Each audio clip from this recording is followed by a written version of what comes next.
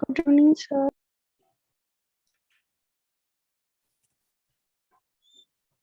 हामीले हिजो प्रोबेबिलिटी वाला क्वेशन सुरु गरेको थियौं। आज चाहिँ मेरो यो अलिकति स्वरले साथ दिइरहेको छैन, त्यही भएर अलिकति स्क्रिन देखाएर म बिस्तारै बोलेर गर्छु है।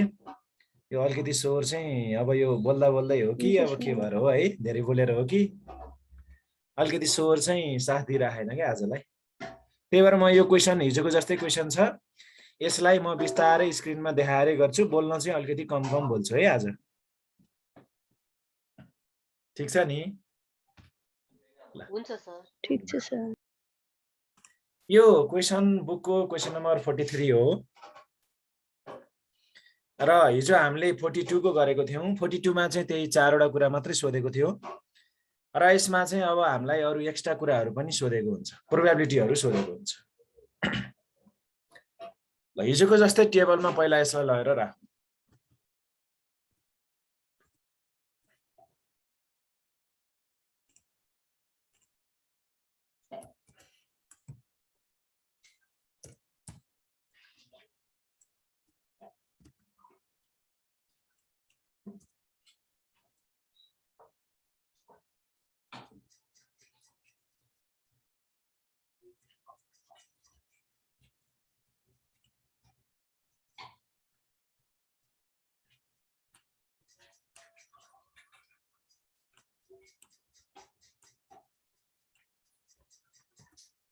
र यसमा पनि 3 वटा 0 कमन लिन सक्छौं।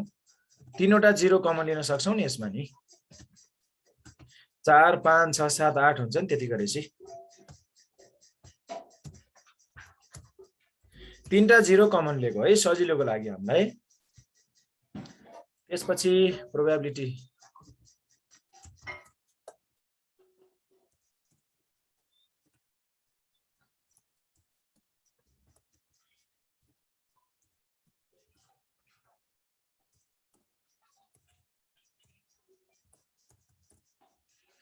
ल यो दुईवटा मल्टिप्लाई गरौँ।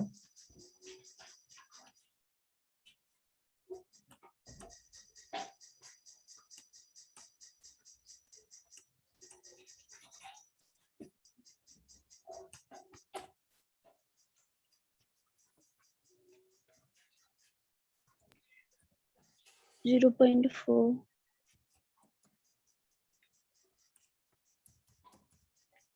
1.5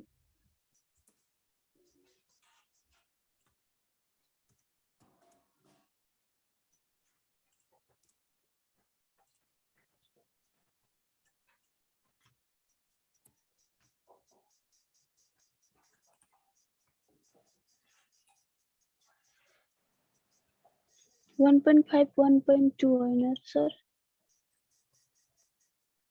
ए यो चाहिँ 1.2 है। 5 3 15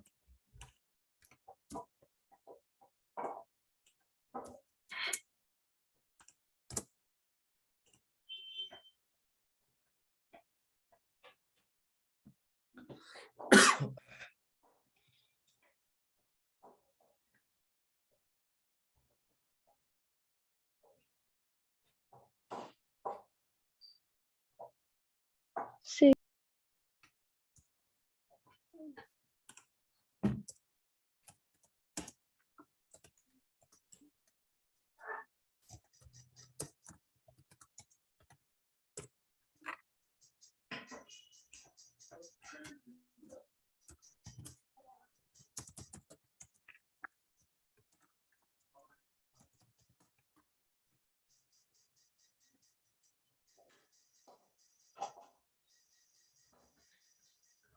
अब हामीलाई स्ट्यान्डर्ड डेभिएसन अफ डिमान्ड पनि सोधेकै छ।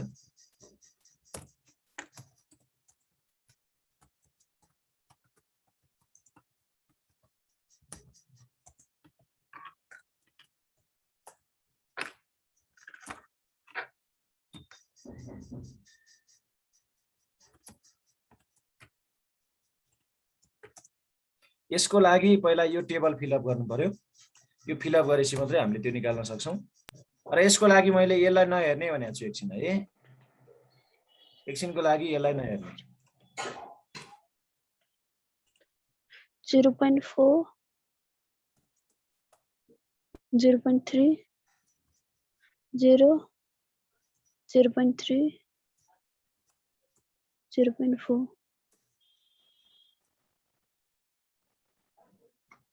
1.4 total.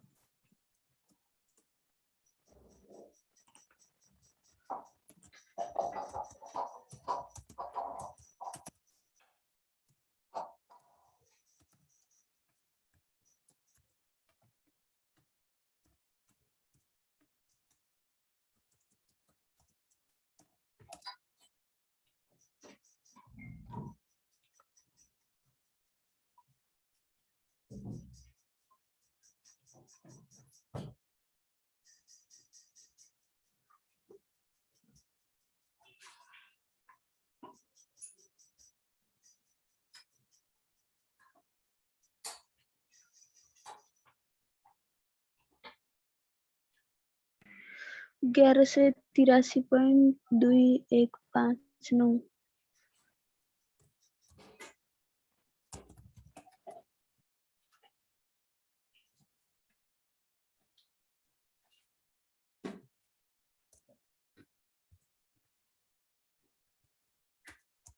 र थर्ड नम्बरमा हामीलाई सोधेको छ एक्सपेक्टेड प्रॉफिट।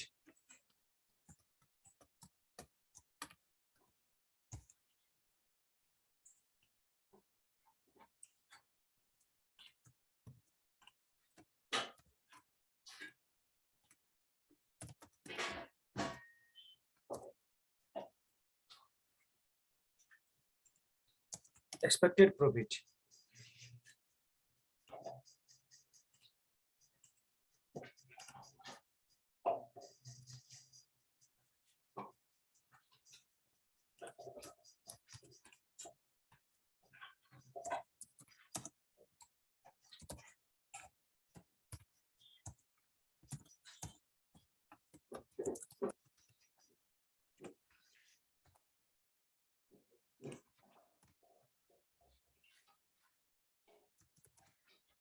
क्वेशनमा हेरौँ फिक्स कस्टको लागि हामीलाई के दिएको छ भनेर हेरौँ। फिक्स कस्ट दिएको छ। सर क्वेशन देखाउनु। क्वेशन देखेको छ कि छैन? छैन। नहीं सर।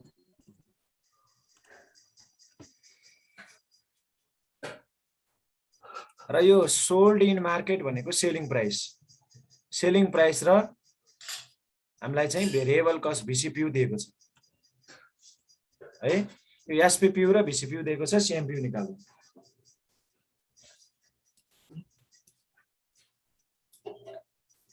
सोल्ड इन मार्केट भनेको SPPU 200 दिएको छ, VCPU 95 105 घटाउनु 5 भयो है। माइनस फिक्स्ड कस्ट हामीले गर्दैछ।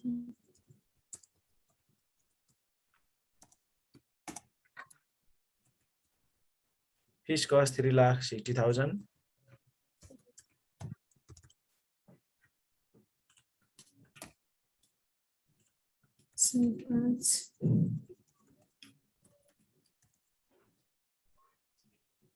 2,70,000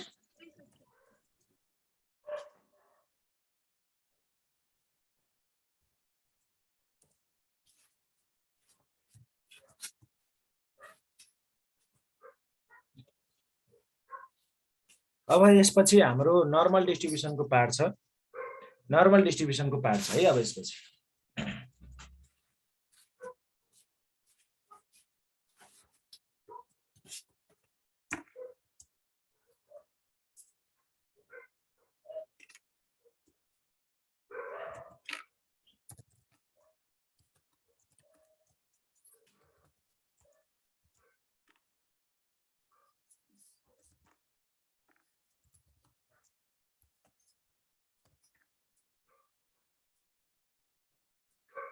अब नर्मल डिस्ट्रिब्युसनको लागि हामीले बुझ्नुपर्ने कुरा हुन त फर्स्ट सेममा हामीले स्ट्याटिक्समा यसको बारेमा डिटेलमा पढेको थियौं।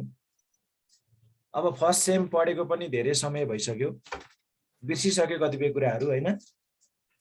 त्यसले गर्दा एकचोटि फेरि बुझ्नु पर्दा चाहिँ प्रोबेबिलिटी चाहिँ यहाँ दुई प्रकारले सोध्छ। पहिलो कुरा यो दुई प्रकारले सोध्छ भन्ने कुरा बुझौं।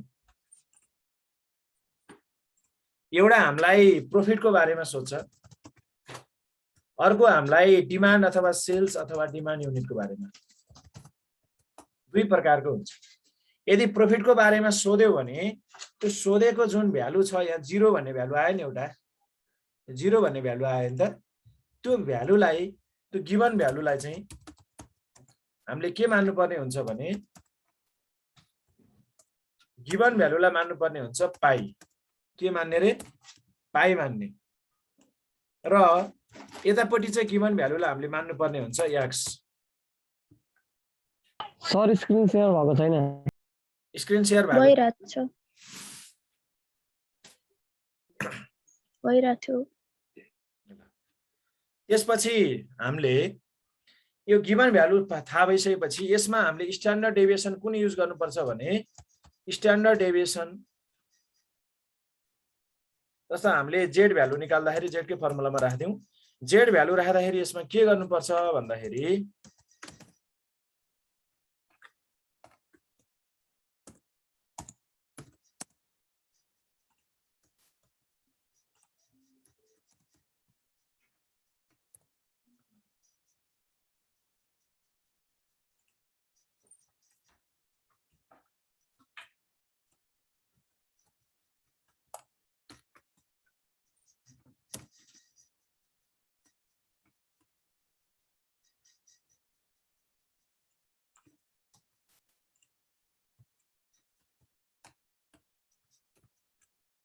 हेर है, जेड भ्यालु निकाल्दाखेरि यहाँनिर अलिकति ध्यान दिएर हेरौँ।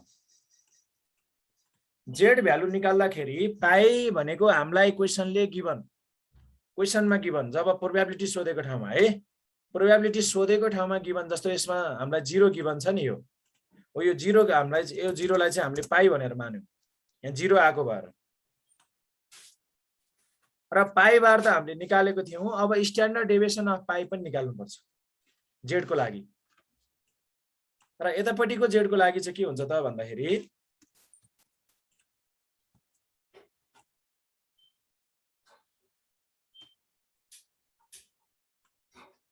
सो लेस देन भनेपछि 0 भयो कि माइनस मा जानु पर्ने? एकैछिन है, म यहाँ देखाउँदै छु।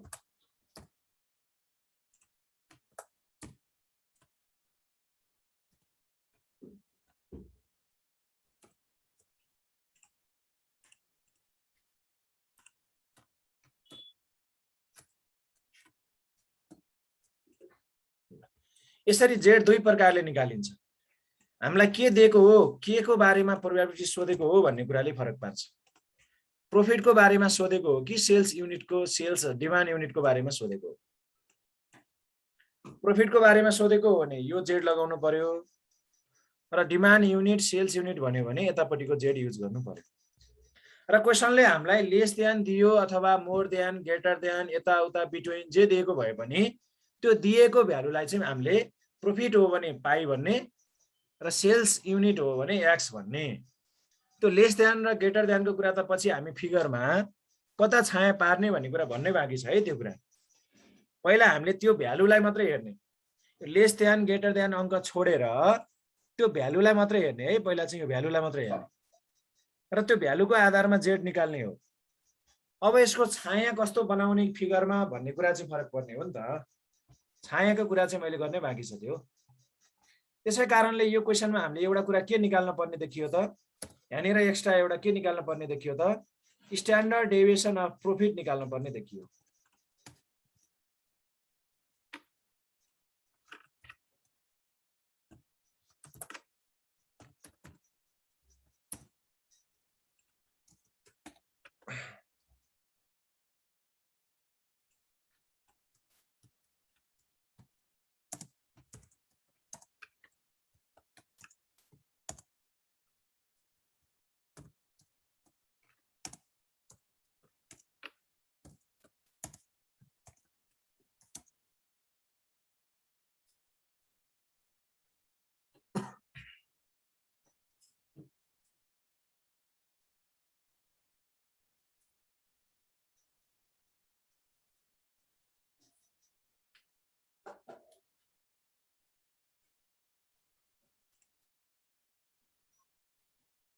एक 1,24,238.1 1,24,000 238.1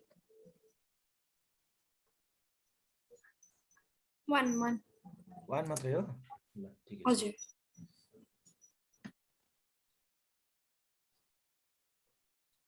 ल अब हामीले यो कुरा थाहा पाइसकेपछि फिगरको बारेमा म अलिकति कुरा गर्छु अब फिगर कसरी बनाउने कस्तो हुन्छ फिगर भन्ने कुरा अलिकति है त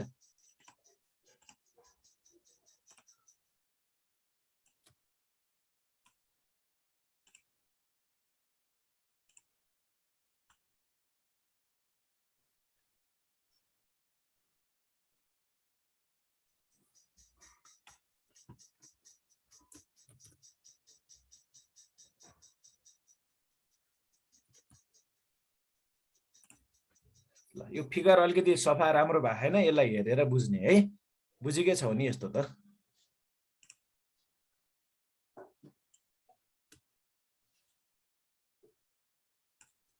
र सेन्टर लाइनमा यसरी तानिन्छ र हामीले बुझ्नुपर्ने कुरा यस्तो फिगर हुन्छ है यो त थाहा छँदैछ फर्स्ट सेममा स्ट्याटिक्समा धेरै गरियो हैन यसलाई हामी भन्छौं नर्मल डिस्ट्रिब्युसन फिगर यो भयो र यसको सेन्टर पार्ट जुन छ नि लाइनिङ यो लाइनिङमा के लेख्ने भन्ने कुरा क्वेशन अनुसार फरक पर्छ हेर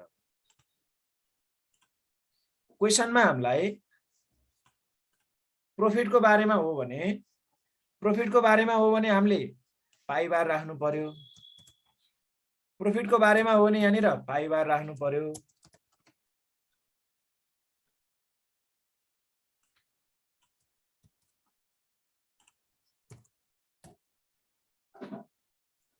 यदि क्वेशन हामीलाई प्रोबेबिलिटी के को बारेमा सोध्यो त प्रॉफिटको कुरा जोडेर सोध्यो भने पाई बार राख्ने अथवा हामीले के बुझ्नु पर्यो त यदि हामीलाई सेल्सको बारेमा सोध्यो भने के गर्ने त सेल्स युनिटको बारेमा सोध्यो भने एक्स बार राख्ने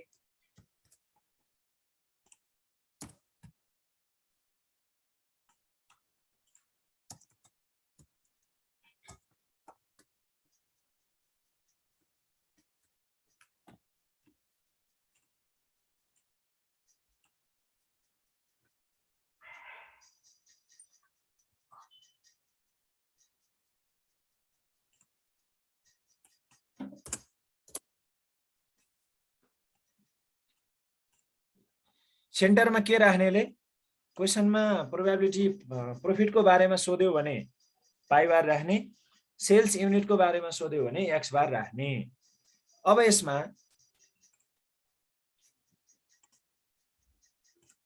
यो साइडलाई हामी के भन्छौं यो साइडलाई माइनस साइड भन्छौं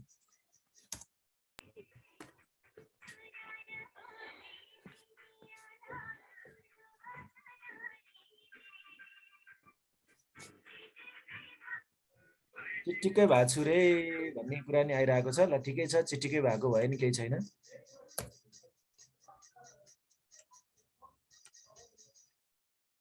यो साइडलाई हामी माइनस साइड भन्छौं भने यो साइडलाई के साइड भन्छौं त प्लस साइड भन्छौं अब हामीलाई सोधेको भ्यालु यो सेन्टर पोइन्ट सँग तुलना गर्ने कम्पेयर गर्ने जस्तो प्रॉफिटको बारेमा अहिले 0 भनेको छ 0 भनेको 2,70,000 भन्दा त कम हो धेरै नै कम कुरा भयो त्यो जब हामीलाई सोधेको भ्यालु सेन्टर लाइन भन्दा कम भ्यालुको बारेमा सोध्यो भने हामीले तान्ने लाइन चाहिँ यता लेफ्ट साइड तिर आउँछ यतातिर तान्नु पर्ने हुन्छ र हामीलाई सोधेको भ्यालु यो सेन्टर लाइनको भ्यालु भन्दा बढी को बारेमा चाहिँ सोध्यो भने हाम्रो लाइन चाहिँ राइट साइड तिर हामीले लाइन तान्नु पर्ने हुन्छ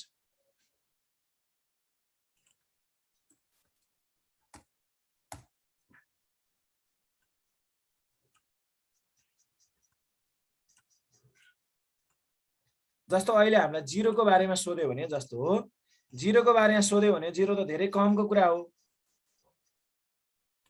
त्यसैले हामीले यतातिर तान्दियौ ल 0 भनेको यतातिर तान्यौ यो 0 भएको हुनाले अलि यतै टाढै पुर्याए नि हुन्छ यसलाई किनभने 0 त धेरै कमको कुरा भयो नि त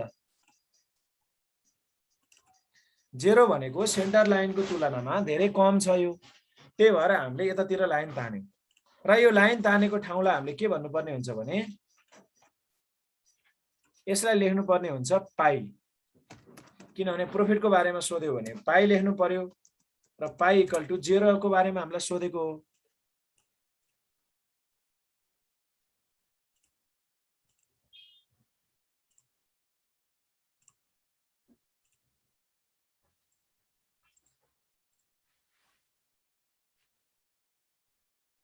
र अब छाया कता पार्ने भन्ने कुरा चाहिँ यो वर्डलाई हेर्नु पर्यो। अब चाहिँ लेस देन भन्ने वर्डले के मिनिङ दिन्छ? 0 भन्दा पनि अझै कम, माइनसतिर 0 भन्दा पनि अझै कम भनेपछि अझै माइनसतिर गयो नि हैन? यो भ्यालु जुन छ यो लाइनिङ भन्दा नि अझै कम भनेपछि अझै कता गयो त? अझै यतातिर गयो। यदि ग्रेटर देन भने भए यो भन्दा यतातिर आउँथ्यो, तर लेस देन भने भएर यतातिर गयो। त्यही भएर अब हामीले तान्ने छाया चाहिँ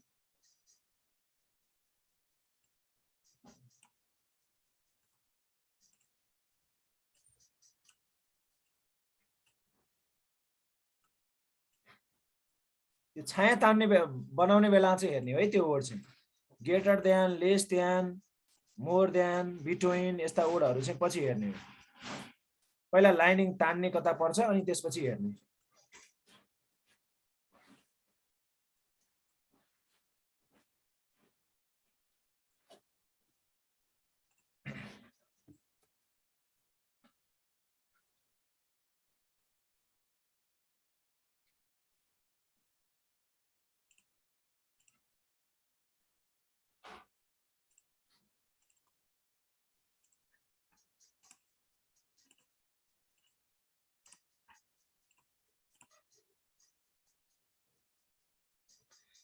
अब एउटा कुरा इम्पोर्टेन्ट कुरा के हुन्छ भने जब छाया परेको भाग सेन्टर लाइनमा टच हुँदैन नि त्यसलाई हामीले एकैचोटीमा एन्सर निकाल्न सक्दैन।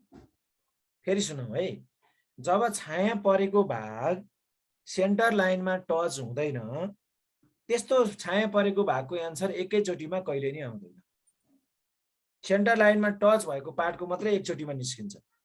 त्यसकारणले गर्दा सेन्टर लाइनमा टच छैन भने हामीले एउटा कुरा के बुझ्नुपर्ने हुन्छ यहाँनिर भने अब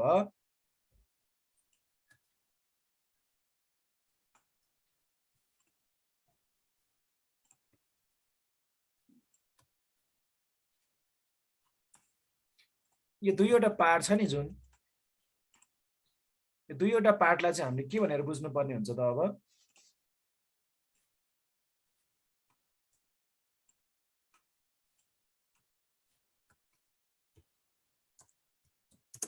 यसमा 50% प्रोबेबिलिटी हुन्छ दुवैपट्टि।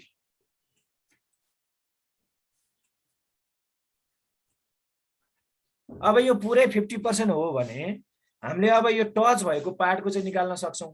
यो छाया परेको भागको हामीले निकाल्न सक्छौं त? सक्दैनौं। हामीले निकाल्न सक्ने पार्ट भनेको कुन पार्ट हुन्छ त? अब यति पार्ट मात्रै हुन्छ, यहाँसम्मको पार्ट मात्रै हुन्छ। यो पार्ट चाहिँ हामीले निकाल्न सक्छौं। त्यसैले यो पार्ट निकाल्न सक्छौं भन्ने कुरा बुझिसकेपछि हामीले यति पार्टको चाहिँ पी निकाल्न पर्यो। यो पार्टको पी चाहिँ जेडबाट निस्किन्छ। जेडबाट निस्किने पी भनेको यो पी चाहिँ जेडबाट निस्किन्छ।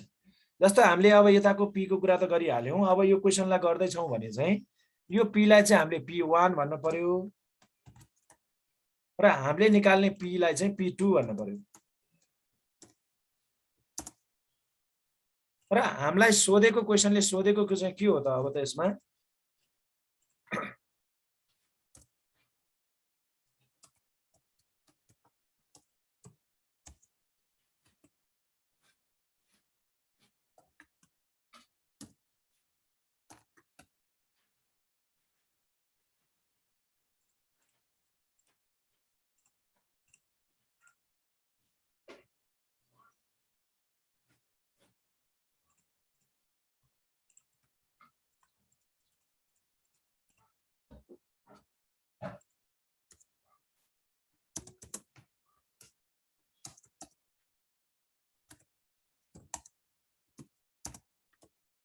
यसरी हामीले लेख्नु पर्यो। यसलाई